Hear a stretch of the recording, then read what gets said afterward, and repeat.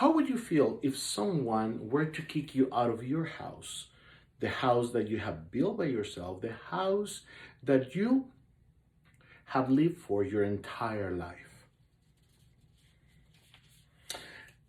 There's a big problem in the country, and the problem is that there is not just a minimal representation of Native Americans, but also a disrespect and disregard for who they are. Land theft, massacre, and disrespect have been the lives of Native Americans from the moment Christopher Columbus set foot in the island of Hispaniola for the first time. And their struggle continues. It's important. We need to give Native Americans their proper place in this country at the very top.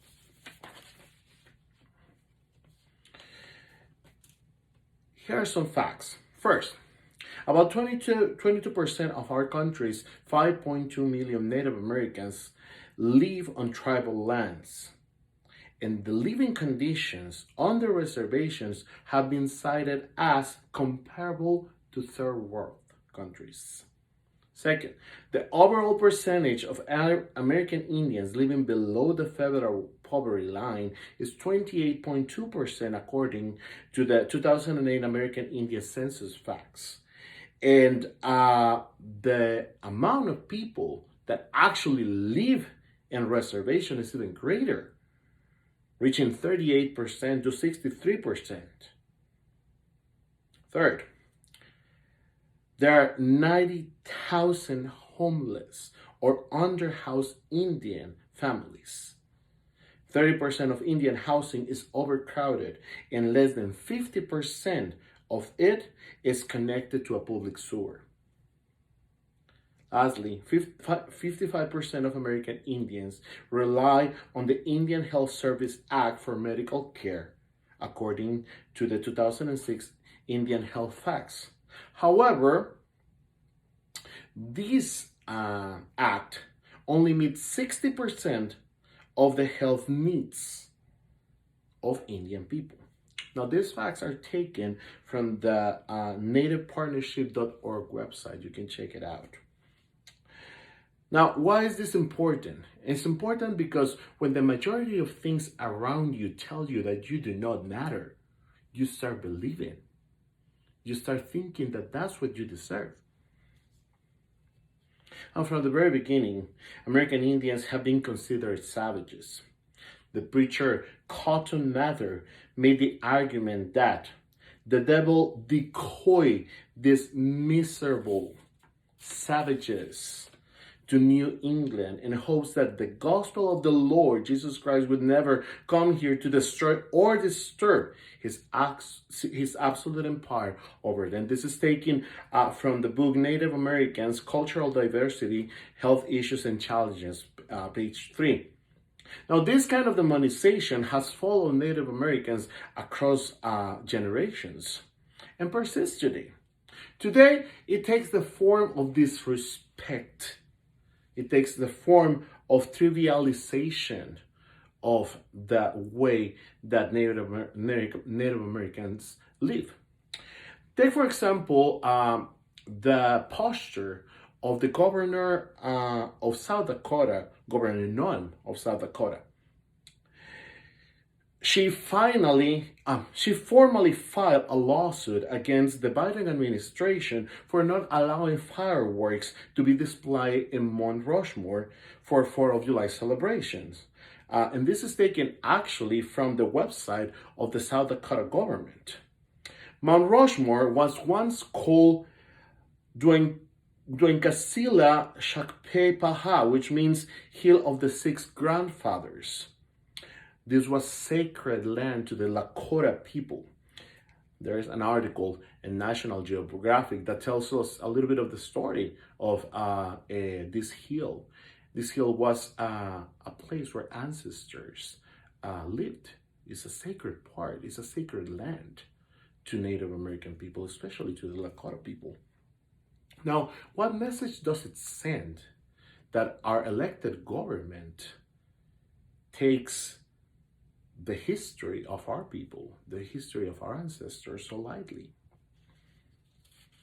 Now, why is this relevant to us, to me, to you? And it's relevant because it is happening to people just like us now, today, in 2021, in the 21st century.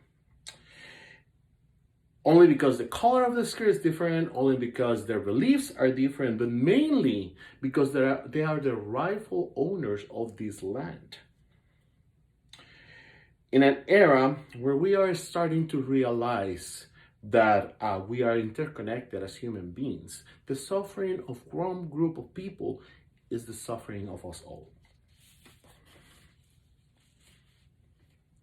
True, one might say that the culture and the civilization that Europeans brought into the Americans helped the country become the country that we have today. And we are not forgetting, we are not disregarding the contribution of these people to the country. However, the way that this was done was based on thievery, massacre, and hate. Now, it is important that we start acknowledging, celebrating, and honoring Native Americans. These can give them a sense of belonging and pride. Their living conditions, health, housing, education, and opportunities should be the same as all other Americans. Let us not forget that all countries have a history of pride. England, Italy, Egypt, even Mexico. They have a history of pride. They are proud of their history. The United States is one of the countries where our history comes from massacre, comes from the killing and the thievery of land. Let us not forget that tribes as Apaches, Navajos, Sioux, only to name a few, were one of the vast tribes that populated this country, and they were killed, some even driven to extinction. And the ones that have survived to this time still suffer the high price of colonization. So let us acknowledge the elephant in the room. We can build a future together. Let's imagine a future where Native Americans are celebrated. Let's imagine a future where their culture is taught in our educational system. A future where they are not marginalized, but celebrated, honored, and respected as the ancestors that they are. We cannot consciously be part of the culture that the colonizer brought to this land. We cannot become murderers of history. Now, you can be a part of the solution. It's important that we act upon it. The website for the National Institute of Health, which is www.edi.nih.gov, in the section for Native American, contains a list of more than 20 organizations dedicated to the celebration and support of Native Americans across the country.